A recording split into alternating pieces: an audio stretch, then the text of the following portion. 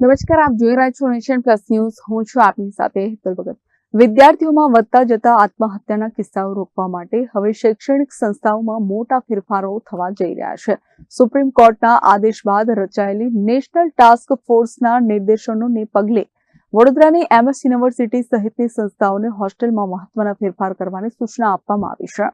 National task ફોર્સની સૂચના અનુસાર MSU હોસ્ટેલમાં 2 મુખ્ય ભૌતિક ફેરફારો કરવામાં આવશે, જેના હેઠળ હોસ્ટેલના દરેક રૂમમાં હવે સામાન્ય હુકવાળા પંખાના સ્થાને સ્પ્રિંગવાળા પંખા લગાવવામાં આવશે. આ ઉપરાંત હોસ્ટેલ બિલ્ડિંગની બાલ્કનીઓની સુરક્ષા જાળી વડે કવર કરવામાં આવશે. માત્ર ભૌતિક ફેરફારો જ નહીં, પણ વિદ્યાર્થીઓના માનસિક સ્વાસ્થ્ય માટે પણ પગલાં લેવાયા છે, જેમાં નેશનલ ટાસ્ક ફોર્સની સૂચના મુજબ વિદ્યાર્થીઓ પોતાની સમસ્યાઓ મુક્તપણે કહી શકે તે માટે વિવિધ ફેકલ્ટીઓમાં વિદ્યાર્થી મિત્રોની નિમણૂક કરવામાં આવી છે.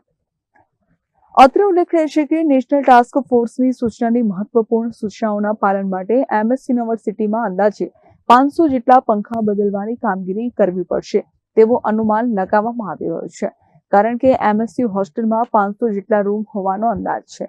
જોકે હોસ્ટેલના ચીફ વોર્ડનના જણાવ્યા અનુસાર તેમને હજુ સુધી કોઈ લેખિત આદેશ મળ્યો નથી, પરંતુ આદેશ મળતા જ યુનિવર્સિટી સત્તાધીશોના નિર્દેશ મુજબ અમલ કરવામાં આવશે. વિદ્યાર્થીઓની સુરક્ષા માટે લેવાયેલા આ પગલાં કેટલા અસરકારક સાબિત થશે તે તો સમય જ બતાવશે. Bureau report, Nation Plus News, Vadodara. સમાચારોના સતત અપડેટ મેળવવા માટે અમારી નેશન પ્લસ ન્યૂઝની YouTube ચેનલને સબસ્ક્રાઇબ કરો, બેલ આઇકન દબાવો અને જોડાયેલા રહો Facebook, Instagram અને Twitter પર.